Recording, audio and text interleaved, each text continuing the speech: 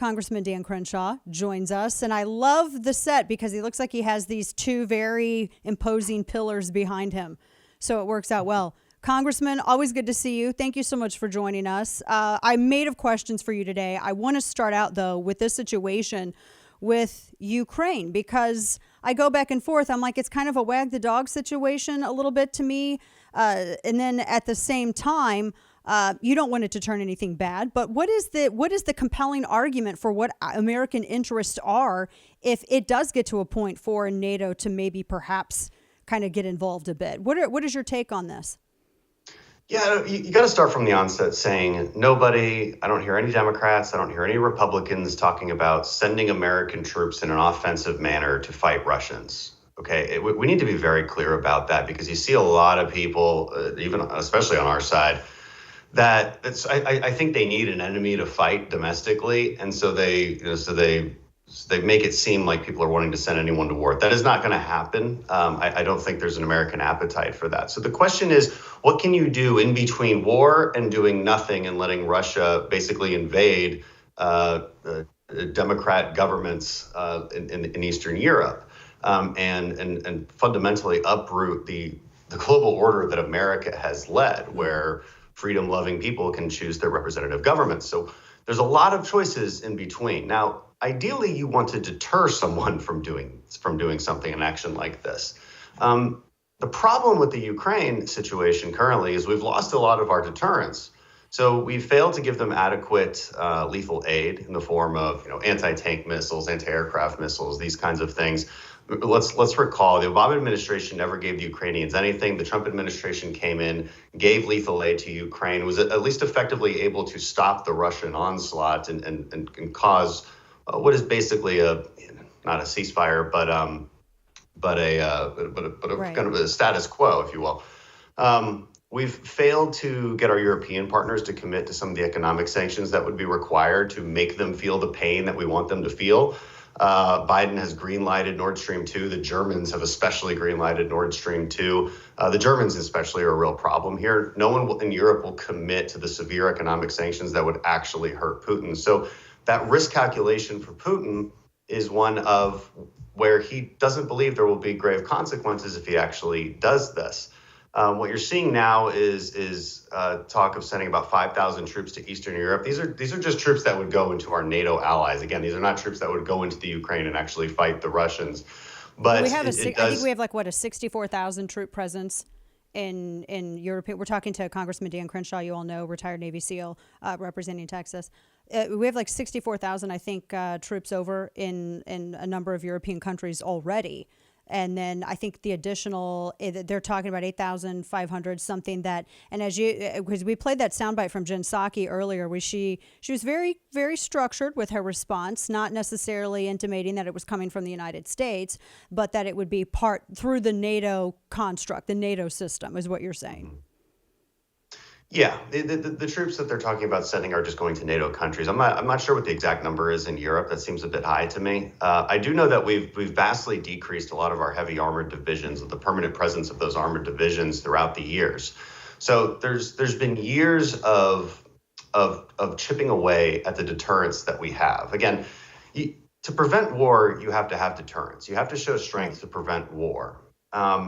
A lot of people are saying, don't go to war, don't go to war. Nobody's trying to go to war. You wanted to prevent the war in the first place. Unfortunately, we've failed to do that, which leaves us with very little options except to quickly send lethal aid to the Ukraine. This administration has done a little bit of that, but not nearly enough. And promising the Russians that there will be severe economic consequences in the form of sanctions, in the form of going after their SWIFT banking systems. And you do that, and you have at least changed the calculus for Putin so that he's not invading willy-nilly Democrat countries throughout the world. It's just, I don't think we want to live in that situation. So when it comes to American interests, we have to remember, Europe's a 10, 12-hour flight away. It's not as if this is across the universe by any stretch of the imagination. Whether you like it or not, our systems are intertwined, and we do have an interest in stopping dictators from just rolling over and invading other countries. That's an extreme thing to do, and we do have an interest in preventing it if we can. I know that the Ukrainians, which it always seems insulting to me to assume that they wouldn't want to fight for themselves because they're kind of hard. I mean, they've been through this, and there's been some conflicts and skirmishes that have already been ongoing ever since the annexation of Crimea. We're talking with Congressman Dan Crenshaw from the Republic of Texas. All right, so I got to ask it because I followed your start in Congress, I think, from the very beginning. We have some mutual friends. One of them, a guy who runs Triumph Systems, Jared Ogden, a mutual friend of ours. And I have seen, I didn't at you on Twitter because I didn't know what the response was going to be. And I don't like blowing people up. And so I knew what I wanted to ask you when you were coming on the show today. And I asked folks, I said, okay, I have Congressman Crenshaw coming on, any questions you want to add that I would add to my own. And it blew up. And I was like, well, man, he probably wouldn't be able to see his mentions. What is happening? What is happening? Because you're a retired team guy. And why does it seem like you're on the struggle bus with conservatives right now? What's going on? I mean, my polling certainly wouldn't suggest that. Like, there's an online war going on. It is primary season, and it's led by a few people with some big money that have hired some kind of bottom feeders online. That build accounts and then create this consternation and are good at retweeting each other. It's all within a very specific universe. It doesn't really play out on the ground. So that's the first thing I'll say. But, look, I think there is an establishment in the conservative movement, and the establishment isn't necessarily what people think it is. The people think it's McConnell and McCarthy, and that's the establishment that, lets people rise or fall. The establishment's a little bit more diffused than that, I think. I think it's certain media figures and influencers that engage in their own kind of cancel culture when somebody makes it clear, like I often do, that I am an independent thinker and that I will call people out even on our own side when I see wrongdoing or nonsense happening. Because what you notice is a lot of the things going on online about me are completely debunked. I mean, it's nonsense like, oh, I work for the World Economic Forum or some weird conspiracy like that. You've got people saying that I actually have access to the Twitter board, and I mean, it's gotten so ridiculous. Other people are saying that I don't believe in Jesus Christ. So it's primary season. I want to stop at that because we talked about that on air. We actually played that because I kind of know what it's like to have kids ask you questions. In a giant arena. Well, yeah, that's what someone had, because I was looking at that stuff. Now you were, because you got heated. I had said at the time, I'm like, I thought you got too heated in answering the question, but I also don't know why people on any side would have a kid go up and ask a question. I just think that's I don't like people putting kids in that position. But you did get mad. You did get mad at that, and you know how optics work, and you know how video works. Would you have done that differently? And looking at how that played out online, which unfortunately always sets the narrative, no matter what it is. Well, sure. Let's be clear about something. That was not a kid. That was an adult, voting age adult, who works for the campaign of my opponent. I just answered that question because I saw this silly rumor going around. So I had just addressed it moments before that question. So it was obviously designed to get a rise out of me because I specifically said in my remarks earlier, if you question my faith in Jesus, you're really going to get on the wrong side of me. We can talk politics. We can talk all sorts of things. I'll address all of these rumors. But you've gone too far when you're questioning my faith. You question my faith, you question my family. Now we're going to have problems. And this person was billed as some 10-year-old girl. It's not at all true. Again, an adult, 18 years old, works for the campaign of my opponent.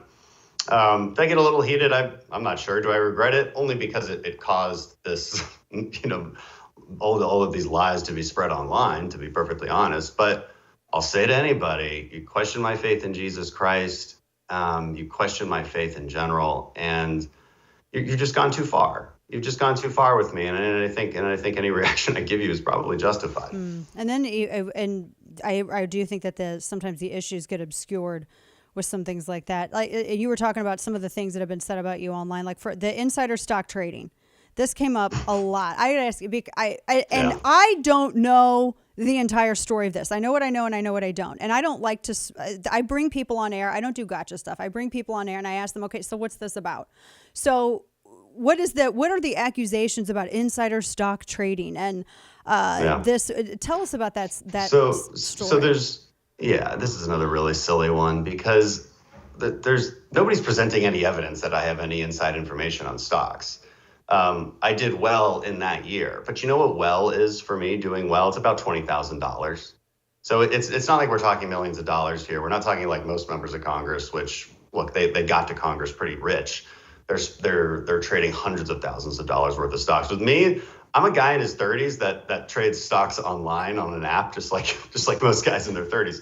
So but the accusation was that you laughable. hadn't disclosed it or something to that effect, and that because you hadn't disclosed it, that's where the That, criticisms. yeah, there was a criticism about that much earlier on, like a year ago or something, because I simply didn't know that you had to disclose it right away after doing it. But there's no nefarious activity here. You know, the biggest trade I had was the index itself. So it's hard to accuse somebody of insider trading when you're not even really trading individual stocks.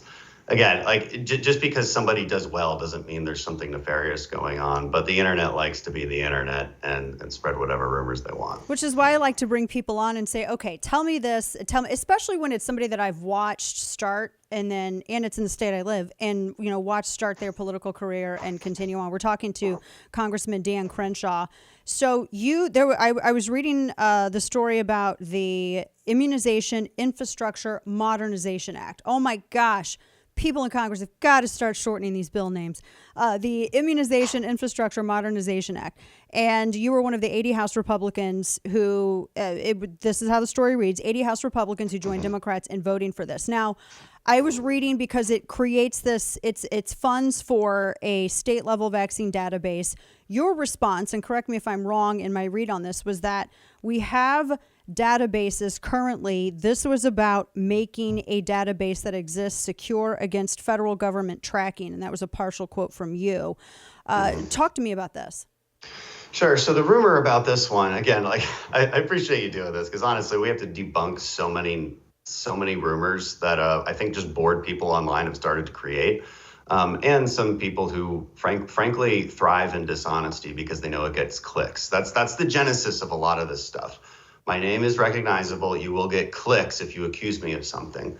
So on this one in particular, this was a very non-controversial bill that came out of committee unanimously. It was just putting guardrails on money that the Biden administration and Democrats had voted to give to IIS systems at the state level. So IIS is Immunization Information Systems. They've existed for decades, and they exist in every single state. It's how you know that 70% of your state has been vaccinated, right? How else would you know that if there wasn't some way to track this? But it's not tracked individually. It's against the law in every single state to track that individually. You have to only track it at the population level. What Republicans who supported that bill, the ones who helped draft it, did was make sure that IAS was very much defined in federal law as being only a population level system, which means it's illegal to individually track people. So one, there's no new vaccine databases, okay? Two, this money was effectively for cybersecurity updates, electronic system updates, those kind of things. It's a pretty non-controversial topic, but people made it very controversial. Except for the very federal government tracking. That's the one thing that always does stick out to me because I don't trust my federal government. I don't. After everything that's happened since 2016, I get a little nervous about it. I've always sort of been like that, though. Right, but this bill has nothing to do with that. So this bill actually puts it into federal law that you can't do that. Okay. That's actually what happens here, but people believed literally the exact opposite of that. It's good to have you on and ask these questions. We're talking with Congressman Dan Crenshaw. Okay, last question for you. You and I have kind of talked about this before. I think you came on during a time when we did discuss it. There was so much happening in Congress. And this is what I hear the most of. Red flag laws. You had to know this was coming on. Can't escape this one. I mean, it is between this and insider trading. This is what I saw the most of online, whether it's on Getter, on Twitter, or on Facebook. Yeah. Red flag laws. I worry about red flag laws. I oppose them. I've laid out my reasons many times. If there was a bill that came up and it was about approving, national red flag laws, or if there was something in Texas that maybe the governor gets a crazy idea to have it, where do you stand on that? Do you believe that it is a good system to have, or are you worried about maybe the pitfalls? Where do you stand? Yeah, well, I'm against them, and I'll do you one better. I'm the only one in Congress who's introduced an anti-red flag law bill. It's H.R. 5417. You can look it up right now. Introduced it sometime about a year ago. I didn't make a big fuss about it, even though I knew that this red flag law myth has followed me forever. And I'll go to the backstory as to why that is here in a second. But my bill would actually prevent any federal funding from going towards supporting federal red flag laws or even state red flag laws. So the reason this became a thing, like why has this meme become so popular? And that's honestly what it is. Again, my name is recognizable. People know that they can just retweet it and say something about me, and it'll get retweets and shares. So a few years ago, after the El Paso shooting, if you recall, President Trump got up and said, "We're gonna look at red flag laws at the federal level." And I don't know why it never stuck to him, but because all I said after that was, maybe you look at this at the state level. Right, and these are the parameters that you'd have to discuss if you're gonna talk about this. So I made the mistake of trying to have a nuanced intellectual conversation about a difficult policy issue in a very supercharged emotional environment, and it was a mistake, and I regret it. Fully regret it, because I've been labeled with like supporting this thing that I don't support for years, and I've just so I'm glad people asked about it. To be honest, I'm glad I'm able to address it. Well, anything that you want to address, because I like getting to the bottom of stuff, and some people are like, why would you have this person? I had a couple of people who were like, oh, he's a rhino. Why would you have this person on? I have everybody on, and I ask questions because I want to know answers. I mean, I ask you stuff that I would want to know. I ask you stuff that I think other people would know. So I've never not had somebody on, and I'm a hostess, and I'm from Southern Missouri, so I always treat people, no matter where they come from, respectfully as I would in my own house, unless of course they try to take my guns, and then that's a different story. Congressman Dan Crenshaw, appreciate you joining us and talking about some of these issues. We'd love to have you again. Thanks so much. Hey, thanks, Dana. It was good to be with you. Thanks.